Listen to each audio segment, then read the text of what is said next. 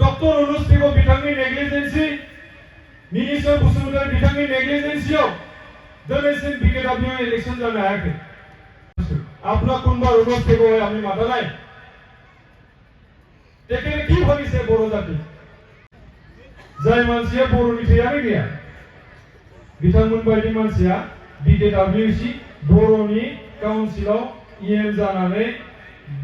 सरकारनि number plate गोजा गारि लानानै बेरायगासिनो बहा BJPनि मिटिंआव गिदिंगासिनो बोसोर थांबाय दिनैसिम विलेज नोटिफिकेशन गैया दिनैसिम कन्स्टिट्युएन्सि गैया दिनैसिम BTC बायजोआव बेसेबां बर' मानसिफोर दङ गैया दाखालिसिम जोंनि BKWC नि अफिसा भारायाव दङमोन बबेनि भारायाव BTC नि बर'लेण्ड गेस्ट हाउस सार्भे बेलतला सार्भेआव थानाय गेस्ट हाउसआव भारायाव दङमोन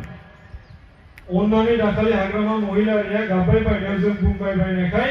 पार्मानेन्टलि बिथाङा डनेशन महरै BKWC नो हगारना होबाय अब्ला बिथांमोना BKWC नि दैदेनगिरिफोरा 10 कोटिसो बाहायनानै गावनि अफिसखौ गावनि हायाव लुनो हायामोन नामा गुवाहाटी बायदियाव जोङो 4 बिघा 5 बिघा हा हगारनानै होदोंमोन अफिसखौ बानाय नाथाय बिथांमोना बर'लेण्ड गेस्ट हाउसआव भारायाव लानानै गावनि गोसो मथे खामानि मावनानै दिनै BKWC नि डेभलपमेन्टनि जौगाथायाव बिथांमोना होबथानानै दोनो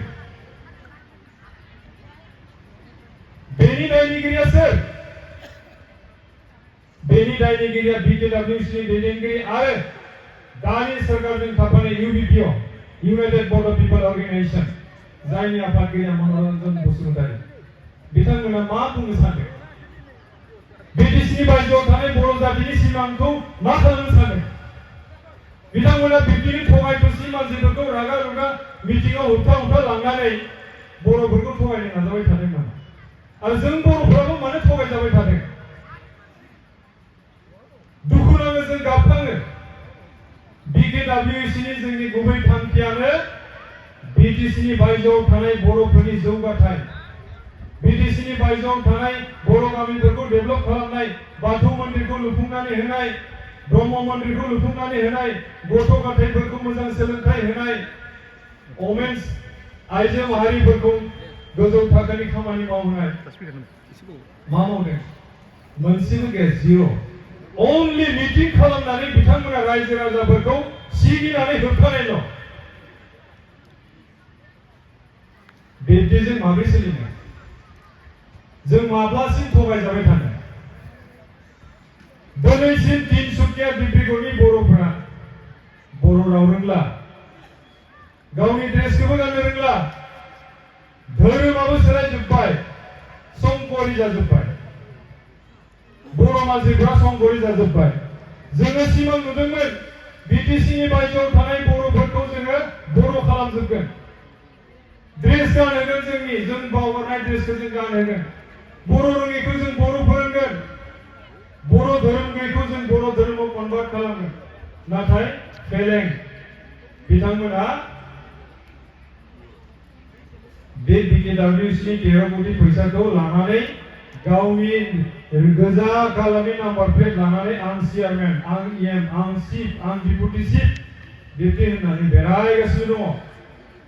मानो बेरायबाय थादों बिथांमोना मानो गामि गामि थांनानै नायाखै BTC नि बायजोआव थानाय बर'फ्रा मानो दाबो गोग्लैसोनानै दङ नै दाखालि जों बेनिफ्राय मिटिं खालामना थांना बैथिं मादन्दा पारागावथिं ओरै ओंखारलांनो नुबाय बाला गोजा लामाया दंग' दंला हाखर हाला गोजा बेनि मेगना गैया नामा BKWC नि दैदेनगिरिनि मेगनफोर नुवाखै नामा बेफोर दालांखौ सारे BJP सरकारजों दङ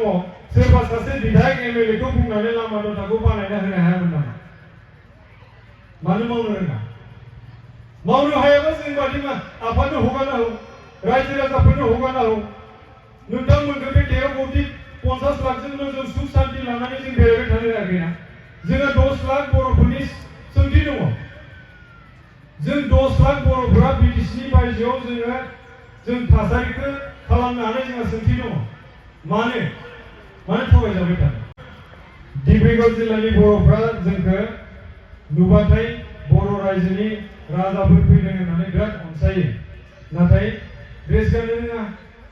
धोरोमा संकरि जाजोब्बाय BKWC नि सासे इएम बिनोद बसुमतारी बिथाङा संकरि नायदो दाना बे संकरि मानसिया माब्रै बर' जातिनि धोरोमखौ लाहोनो हागोन बे जिल्लायाव सराइदेउ जिल्लानि बिथाङा इएम बिथाङा जुदि गावनो संकरिबा सराइदेउ जिल्लायाव थानाय बर'फोरखौ माब्रै बाथौ आरो ब्रह्म लाहोनो हाया अब्ला बेफोरबायदि दैदेनगिरिफ्रा दा जोंनि BKWC जों हाजार हाजार मानसि थैनानै मोननाय काउन्सिलाव इन्जय खालामगासिनो दं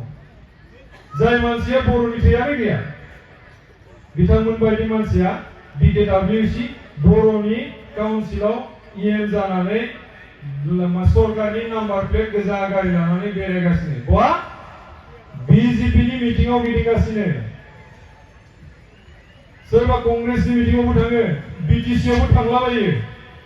कार्बि आंलंआवबो थांलाबायो जेराव लोङो बेयावनो थाङो नाथाय नोंथांमोनखौ जोङो BKWC BTC नि बायजोआव थानाय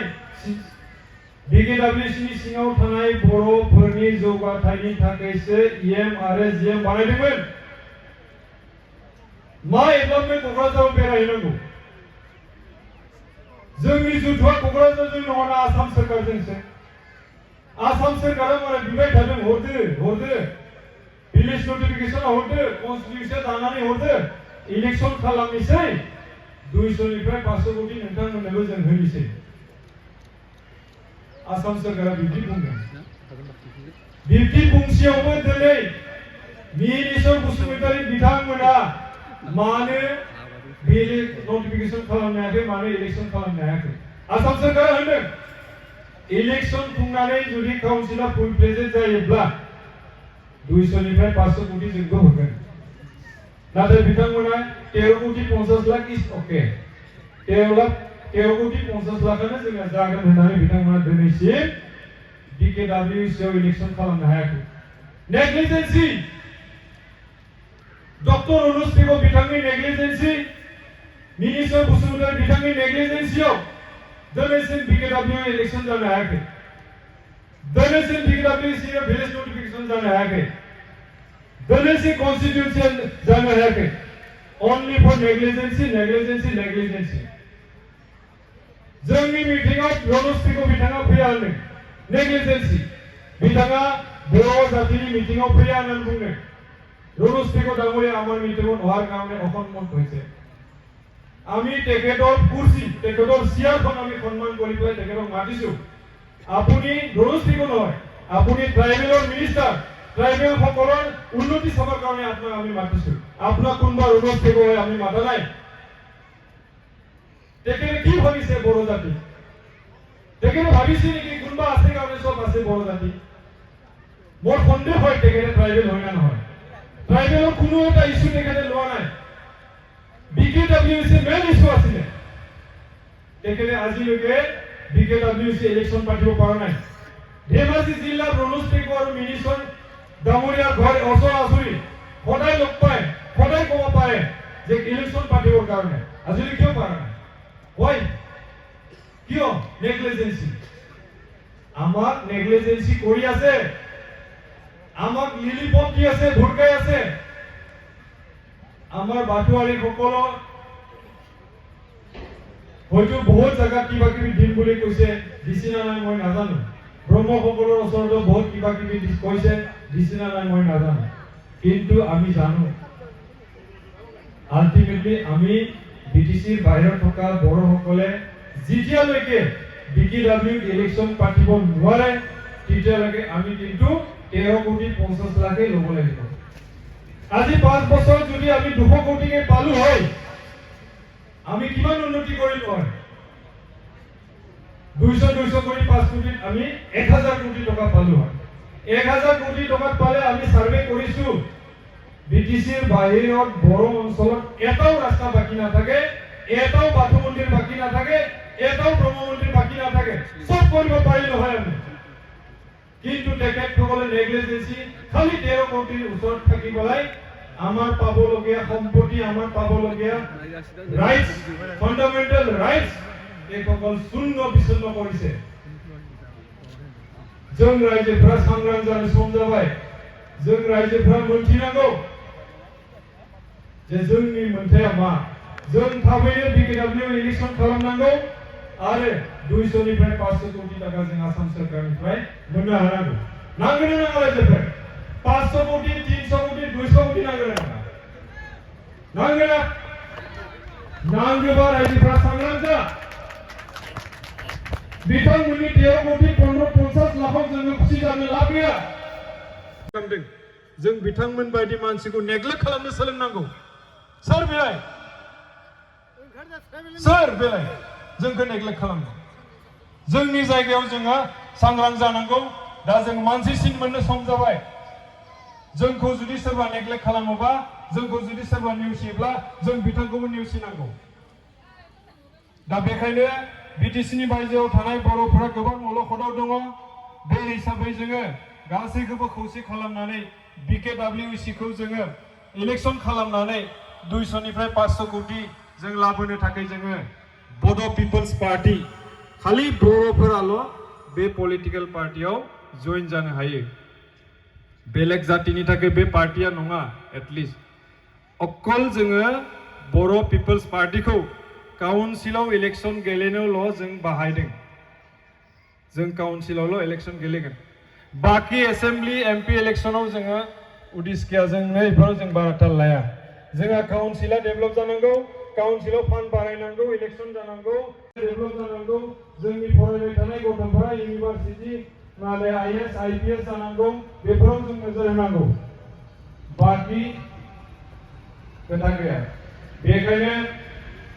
आं नोंथांमोनखौ मोनसे खोथा होखाबाय जों बुंखाबाय बीपीपीआ दानायनि मूल ओंथियानो जाबाय जों बीटीसीनि बायजोआव थानाय बिकेडब्लिउसी काउन्सिलाव इलेक्शन गेलेहोनानै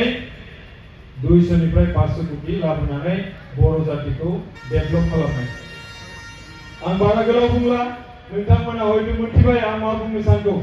बीटीसी आरो बिकेडब्लिउसी फारागा बेनो मिनिस्टार बिथाङा जेबो लिरनानै लाबोआखै आं बुंखाबाय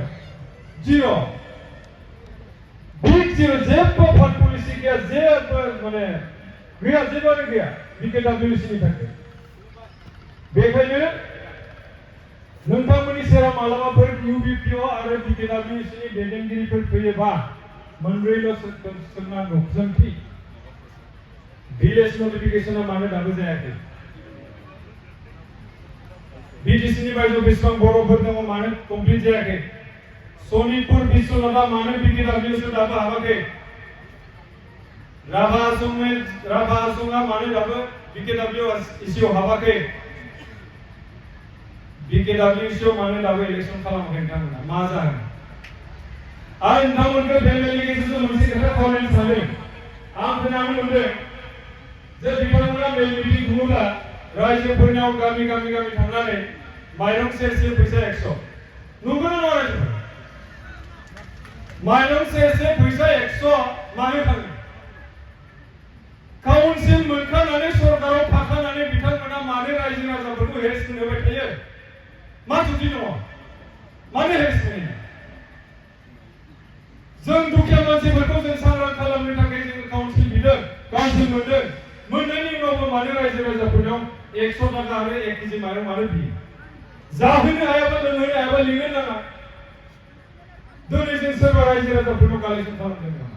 थाइसेबो खालामाखै जोङो रावनोबो बियाखै मानो हेरेसमेन्ट काउन्सिल मोनखाबाय थाखा फैसा मोनखाबाय